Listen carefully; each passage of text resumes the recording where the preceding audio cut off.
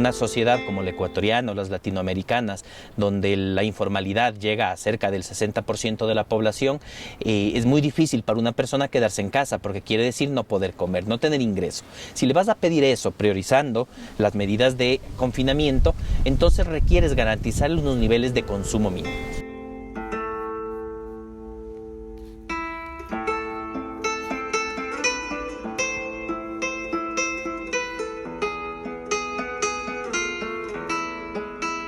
Estamos hablando de que aproximadamente unas 300.000 personas están dejando de aportar al Seguro Social,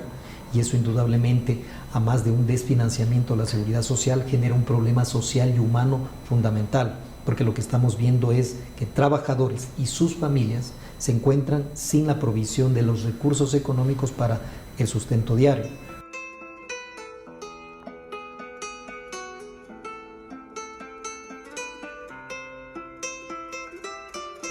Mira, la ley, desde el análisis que hemos hecho en el Instituto de Investigaciones Económicas, de entrada no responde al elemento de asistencia humanitaria. No hay un elemento ni de recaudación de recursos, de movilización de recursos para atender la emergencia, ni políticas específicas que lleguen a cubrir el bienestar de las personas.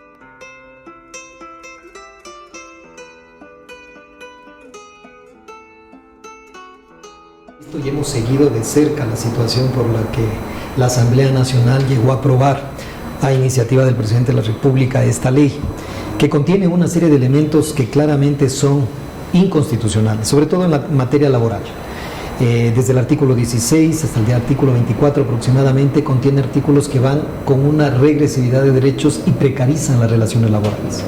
Para poner un ejemplo, esto de los contratos emergentes,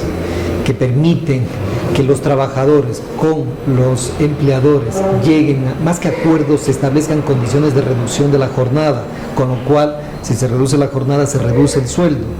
Y obviamente ya no estamos hablando de remuneraciones mínimas unificadas, de las básicas unificadas de $400, que es el sueldo salario vital, sino que ahora vemos que puede llegar a $200, a 220, dado que se reduce la jornada. Justamente la acción que se ha presentado por Hashtag lo que trata también es de identificar las normas establecidas en la Constitución, que son que la ley humanitaria de los acuerdos ministeriales del Ministerio del Trabajo transgreden, pero también aquellos instrumentos internacionales de derechos humanos, específicamente la Declaración Universal de los Derechos Humanos, el Pacto de Derechos Económicos, Sociales y Culturales. También hay algunas observaciones del 18 y la número 3 del Comité de Derechos Económicos, Sociales y Culturales, y por supuesto también los convenios de la OIT. Vemos que claramente cuando el capital predomina sobre la fuerza de trabajo, no hay relación de igualdad,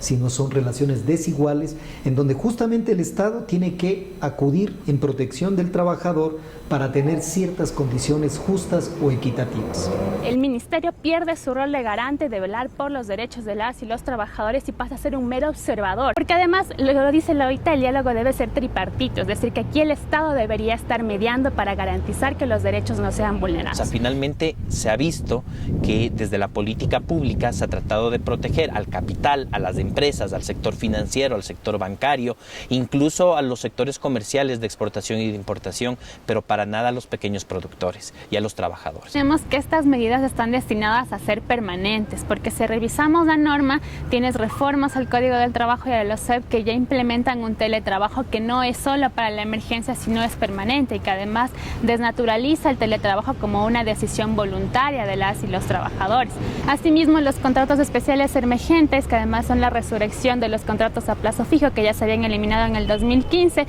están destinados a durar más allá de la emergencia. Entonces realmente creemos que ha sido un contexto de crisis sanitaria y económica que se ha aprovechado para implementar políticas de carácter permanente, más no de carácter excepcional. Bueno, como Defensoría del Pueblo habíamos presentado esta acción de inconstitucionalidad pidiendo también una medida cautelar. La medida cautelar es que suspendan los efectos de estas normas que se encuentran en la Ley de Apoyo Humanitario hasta que se resuelva la situación de fondo de la acción de inconstitucionalidad. El día de ayer nos han notificado de que han aceptado, han admitido la acción de inconstitucionalidad, pero lamentablemente no han acogido las medidas cautelares. Eso involucra que la ley sigue vigente hasta que resuelva la Corte Constitucional sobre el fondo del asunto y determine si son o no inconstitucionales, que a criterio de la Defensoría del Pueblo no cabe duda.